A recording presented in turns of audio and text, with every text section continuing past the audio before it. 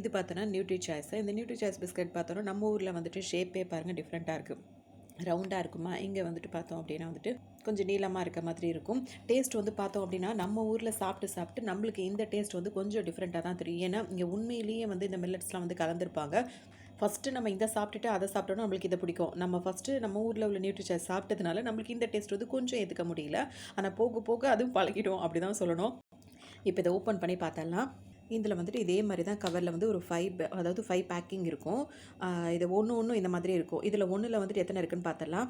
இப்போ ஒன்றுத்துலேயும் பார்த்தோம் அப்படின்னா வந்துட்டு 3 பிஸ்கெட் இருக்குது. இப்போ இதில் பார்த்தோம் அப்படின்னா வந்துட்டு 2 இதில் வந்து 1 1/2 வந்து சாப்பிட்டுட்டேன். ஒரு பிஸ்கெட்டை வெளியே எடுத்து நம்ம ஷேப் பார்த்தோம் அப்படின்னா வந்துட்டு இந்த மாதிரி தான் இந்த ஷேப்பில் வந்துட்டு அந்த மில்லட்ஸ்லாம் இருக்குல்ல அதெல்லாம் அப்படியே வெளியே அப்படியே நல்லா தெரியிற மாதிரியே இருக்கும். குட் டே பிஸ்கெட்டில் இருக்க மாதிரி தான் இருக்கும். டேஸ்ட் வந்து பார்த்தோம் அப்படின்னா ஒரிஜினல் அந்த ஓட்ஸு அந்த கோதுமை அதெல்லாம் இருக்குல்ல அந்த டேஸ்ட்டு நம்மளுக்கு நல்லாவே தெரியும். ஸோ அதை ஒரிஜினலாக சாப்பிடணும்னு ஆசைப்படுறவங்க வந்து ரொம்ப விரும்பி சாப்பிடுவாங்க. ட்ரை பண்ணி பார்க்கலாம்.